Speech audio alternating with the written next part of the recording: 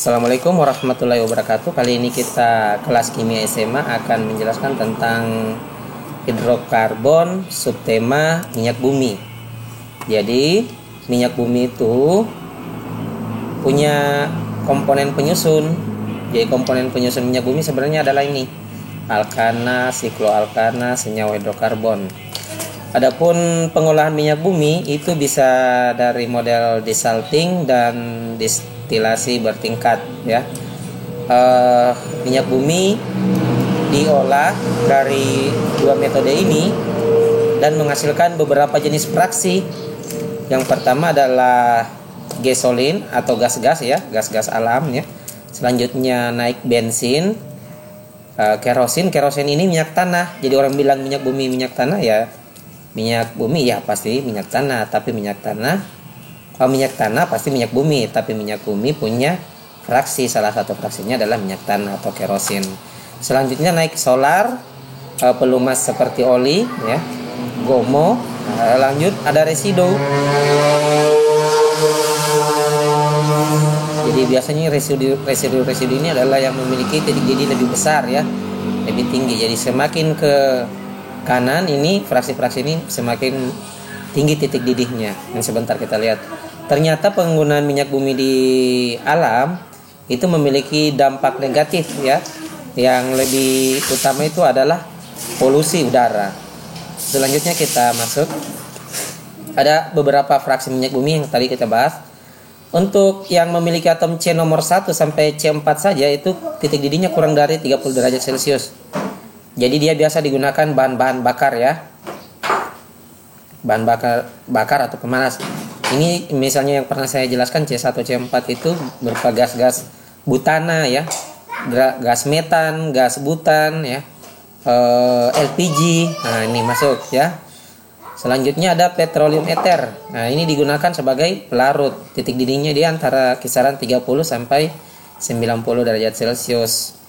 Jadi ini masih satu fraksi sebenarnya dengan bensin ya. Jadi bensin ini memiliki titik didih juga kisaran 30 sampai 180. Jadi ya ini C6 sampai C12. Ini alkana ya. Yang tadi ada 3 komponen itu. Selanjutnya naik minyak tanah atau tadi apa namanya? Kerosin. Titik didihnya 180 sampai 230. Ini bahan bakar atau pemanas juga, rata-rata jadi bahan bakar yang minyak bumi. Selanjutnya minyak gas C10 sampai C20 itu titik didihnya lebih tinggi lagi ya. Bahan bakar diesel atau pemanas ini masih masuk ini ya, solar. Ada bahan bakar mesin jet. Selanjutnya ini apabila sudah di atas C20 sudah lebih panjang rantainya nih. Nah, zat padatnya titik cairnya rendah ya, jadi pelumas kayak oli-oli ini. Nah, gomo ya seperti itu. Lanjut ini yang residu tadi bisa jadi lilin, malam, pelapis jalan raya, ter ya. Aspal ini yang bukan batunya tapi ternya yang dimaksud. Di sini masuk aftur ya. Di mana aftur ini? Selanjutnya kita lihat. Nah, ini tanur tinggi namanya. Tanur tinggi, proses penyulingan minyak bumi ya. Jadi ini tungku ya, minyak mentah, minyak bumi tadi dikasih masuk di dalam tungku. Ini seperti pipa-pipa kondensor. Jika semakin ke atas, titik didihnya semakin rendah. Jadi siapa yang naik ke atas dibuatkan fraksinya. Nah, yang mencair ini.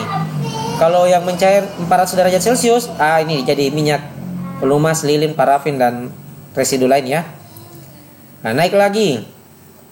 Di sini dibuatkan lagi kondensor yang cair pada suhu ini. Nah, masuk. Ini fraksi-fraksi ya. Namanya fraksi-fraksi. Proses pemisahannya. Selanjutnya penggunaan yang lebih familiar dengan kita yaitu bensin ya. Bensin itu tersusun atas N-heptan dan isooktan, 2,2,4-trimetil heptana. Di dalam bensin ada mutu bensin. Ini kita paling sering dengar bilangan oktannya bensin 88. Ini kalau di Pertamina ya. Kalau Pertalite itu 90. Pertamax 92, Pertamax Turbo 98. Apa maksudnya angka oktan ini? Jadi angka oktan ini adalah mutu kualitas bensin. Jadi semakin besar angka oktannya, semakin bagus kualitas bensin. Jadi angka oktan ini semakin bagus angka oktannya, berarti proses pembakaran bensin di dalam torak atau piston atau seher itu semakin sempurna. Jadi angka oktan ini mutu bensin. Jadi dia memengaruhi mengapa isu bensin kira-kira bisa dihilangkan. Karena angka oktannya rendah sekali dia. Jadi kalau misalnya pembakaran di dalam seher tadi atau piston tidak sempurna, ini yang membuat residu di knalpot. Mesinnya cepat rusak, selanjutnya asapnya tebal dan mudah membuat polusi udara, sehingga industri ingin menaikkan angka oktan bensin dengan menambahkan yang namanya zat aditif ya, atau zat tambahan pada bensin. Dahulu digunakan tetraetileat ya, atau PbC2H5 4 kali. Ini ya benar, angka oktan bensin naik, tapi ternyata tel ini menimbulkan masalah apabila protein ini yang mengikat sistein ini dalam tubuh manusia terikat oleh timbal ya, maka timbal ini adalah logam berat dan racun bagi protein, sementara manusia tersusun atas protein. Sehingga kita bisa menimbulkan penyakit, kanker ya. Kalau sudah seperti ini, protein, timbal protein, jadi hasilnya nanti kanker, bisa menyebabkan kematian. Untuknya itu, tel ini dihentikan penggunaannya. Digantilah dengan MTBE, metil tetrabutil etan ya. Metil tetrabutil etan. Di MTBE. Tapi sekarang dibilang angka oktannya bensin masih rendah 88. Makanya diganti dengan pertalite ya. Ini sebenarnya karena ada isu-isu lingkungan. Jadi dari isu-isu lingkungan ini ada dua isu lingkungan yang parah. Yang pertama adalah efek rumah kaca. Yang kedua, hujan asam. Efek rumah kaca ini adalah pemanasan global ya. Jadi mengapa dikatakan efek rumah kaca? Jadi kalau misalnya bensin digunakan, bahan bakar minyak bumi digunakan, maka akan banyak karbon dioksida yang dilepaskan dan uap air ya, karena reaksi pembakaran sempurna itu adalah karbon dioksida dan uap air. Lain lagi pembakaran tak sempurna, karbon monoksida yang bisa mematikan. Karbon dioksida ini dia sifatnya menyerap panas yang dipancarkan oleh matahari, yang diradiasikan oleh matahari. Jadi CO2 menyerap panas di atas awan, di atas langit terbentuklah awan. Awan ini apabila panas masuk ke bumi, maka awan akan menghalangi panas untuk terpantul ke keluar bumi. Jadi awan akan mengembalikan panas ini ke permukaan bumi. Dan karbon dioksida menyimpan panas tersebut sehingga suhu bumi naik. Nah, itulah yang dikatakan efek rumah kaca. Jadi seolah-olah kita ini namanya efek rumah kaca. Jadi tiap tahun suhu bumi itu naik ya. Dalam mungkin 5 tahun naik 1 derajat Celcius.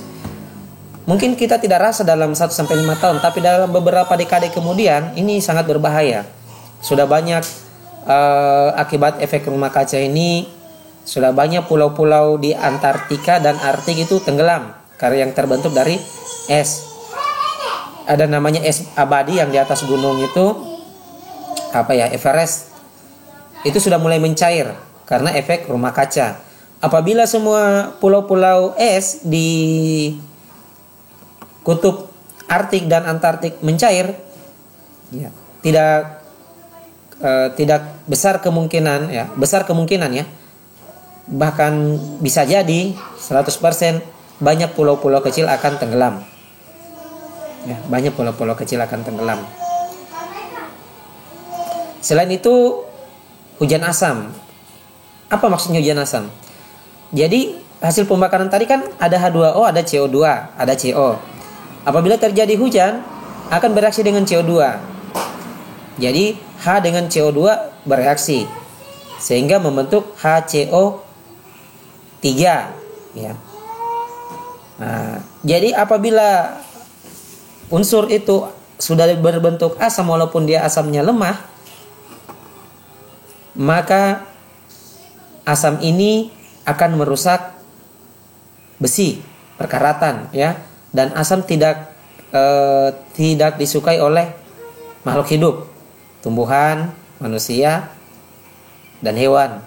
Apabila terkena tumbuhan, maka akan terjadi kerusakan. Kalau di air tawar, danau-danau air tawar, maka ikan-ikan bisa akan mati karena terlalu asam airnya. Begitu juga tumbuhan, kalau terlalu asam tanah, maka akan cepat mati. Kalau kita minum air hujan yang mengandung asam itu, gigi kita akan mudah keropos. Selanjutnya lambung kita akan mudah terkena MAH. Ya. Sekian dari saya, semoga materi minyak bumi ini bisa bermanfaat bagi kita. Saya akhiri, assalamualaikum warahmatullahi wabarakatuh.